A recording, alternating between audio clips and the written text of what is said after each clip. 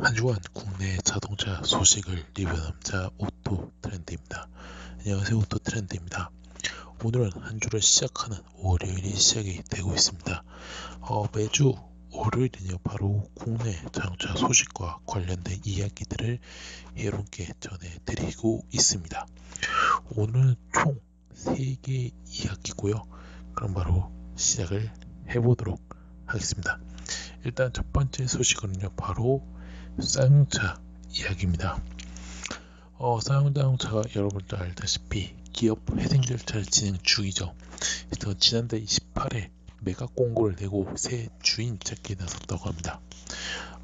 일단은 업계에 따르면요, 매각 주간 사이 EY 한영회계법인요, 이날 쌍용차 인수 및 합병 M&A 공고를 냈다고 합니다. 그래서 이번 달 30일까지 30일 오후 3시까지 인수 희망자들로부터 인수 의향서와 비밀 유지 확약서를 지금 접수를 받고 있다고 합니다. 예비 심사는 8월 2일부터 27일까지 진행이 된다 하고요. 그래서 9월에 우선 협상 대상자 성적 실사와 투자 계약을 실시하고 10월에 정밀 실사와 가격 협상 등을 시행할 계획이라고 합니다. 인수 전에 인수 의향자였던 HAH 오토모티브를 비롯해 국내 전기버스 업체인 바로 에디슨 모터스, 그 다음에 전기차 업체인 K파 모터스, 그 다음에 사모펀드 박서전 앤 컴퍼니 등의 참여의 의향을 밝혔다 하고요. 이에도 미국 및 중국 업체가 공개 입찰에 참여할 가능성이 있다고 합니다. 그래서 사실 쌍용자동차는 회생 계획인가 전 M&A를 통해 연내 기업 회생 절차를 마무리 짓겠다는 목표라고 하고요. 그래서 이에 회사는 지난 1일로 예정된 회생 계획안 제출 기한을 2달 연장해달라고 법원 현재 요청했다고 합니다.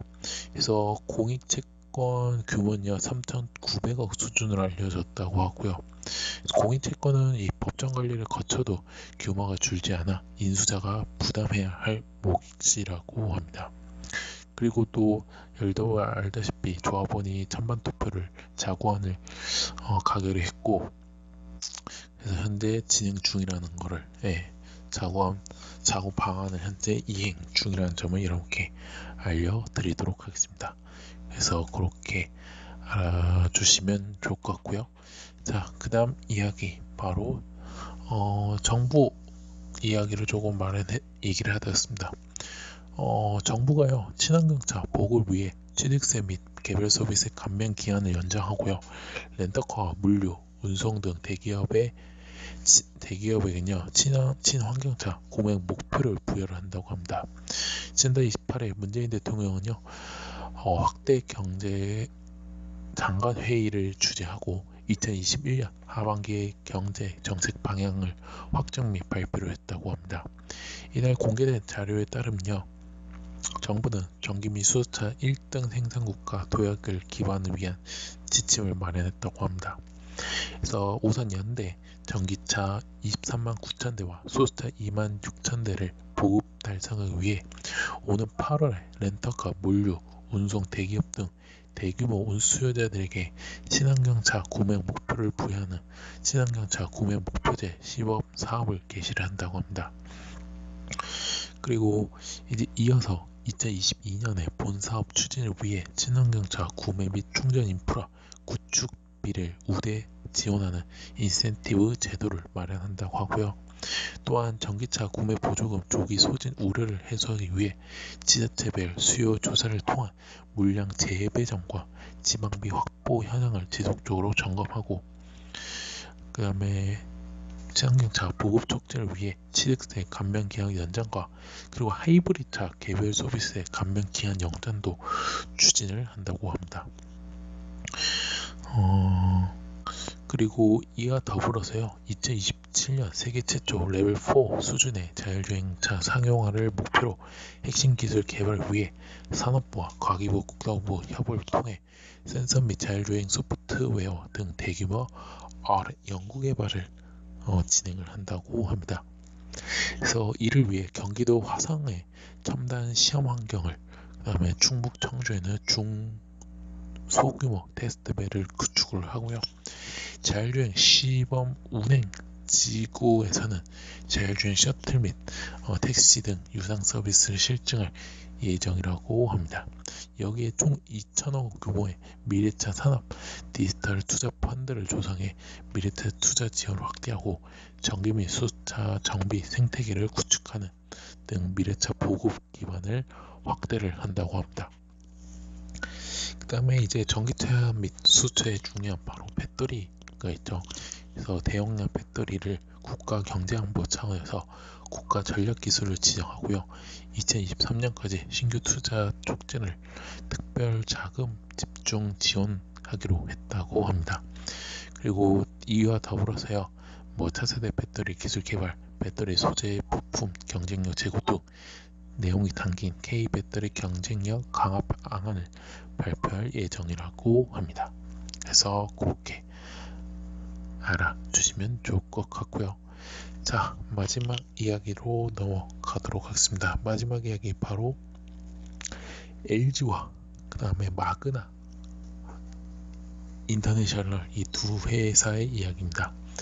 이 두 회사가 드디어 합작법인 LG 마그나 이파워 트레인이 공식 출범을 했습니다. 그래서 지난 1일 LG전자는요 이사회를 열고 LG 마그나 이파워 트레인을 설립하기 위한 물적 분할을 결의를 했다고 합니다. 대상은요 LG전자 vs 사업본부 내 그린 사업부 부분 일부이고요. 마그나는 4억 5,300만 달러를 투입해 신설 법인의 지분의 49%를 인수를 했다고 합니다. 그래서 최종 지분 인수가 끝나면요 LG는 LG전자가 LG 마그나의 지분도 51%, 마그나가 49%를 보유하면서 LG 인사가 3명, 마그나 인사 2명 등 총 5명의 이사회로 구성이 된다고 합니다. 그래서 초대 CEO에는 이 그린 사업 담당을 했던 바로 정원석 상무가 내정된 것으로 현재 알려지고 있다고 합니다. 정원석 상무는요 대우자동차, LG CNS, LG 시너지스템, LG전자 전장 사업 아시아 고객 관리자, 그다음에 LG 기획팀 상무 등을 거쳐서 2018년 LG전자 vs 사업부로 이동을 했다고 합니다. 그래서 법인 설립 과정은 이달 중에 마무리를 한다고 하고요. 그래서 이달 중에 또한 이제 공식 출범을 알릴 예정이라고 합니다. 본사는 인천이라고 하고요. 그래서 요 임직원 한 1000여 명이 있다는데 요 합작 법인으로 이동할 예정이라고 합니다. 그래서 분할되는 이 그린 사업 일부는요 전기차에 들어가는 모터, 인버터, 차량 충전기는 물론 구동 시스템 등이라고 합니다. 그래서 LG전자가 전기 파워트레인 사업에 더욱 집중하고 사업 경쟁력을 높이기 위해서 물적 분할을 결정을 했다고 하고요. 또 합작 법인이 독립적이고 신속하게 의사결정을 하는 것이 성장 잠재력을 최대한으로 끌어올리는 최고의 방법이라고 판단했다고 합니다. 그리고 마그나 같은 경우에는 풍부한 사업 경험과 글로벌 고객 네트워크를 포함해 파워트레인 분야의 통합 시스템 설계, 검증 등 엔지니어링을 역량을 보유하고 있다고 하고요. 또 LG전자는 이제 모터, 인버터 등 기술력 및 제조 경쟁력을 갖추고 있기 때문에 두 회사가 시너지를 합쳐서 이제 사업 고도화가 기여할 것이라고 기대를 하고 있다고 합니다. 그래서 그렇게 알아주시면 좋을 것 같고요. 그래서 이 두 회사가 합작을 해가지고 매출만 2조 원이 된다는 이야기도 있다는 점을 여러분께 알려드리도록 하겠습니다. 자, 이로써 오토트렌드가 준비한 국내 자동차 소식은 여기서 마치도록 하겠습니다. 오토트렌드는 현재 네이버, 티스토리, 팟빵, 파티 유튜브에서 현재 활동하고 있고요. 자동차뿐만 아니라 모터스포츠 관련된 리뷰 영상 포스팅까지 하고 있으니까요. 네이버는 서로 이웃 추가해주시면 감사했고요. 디스토린 구독, 팟빵아파트에서 구독 및 후원, 마지막 유튜브에서는요 구독 및 좋아요, 알람 설정까지 눌러주시면 대단히 감사하겠습니다. 저는 내일 국내 모터스포츠에서 뵙도록 하겠습니다. 지금까지 오토 트렌드였습니다. 감사합니다.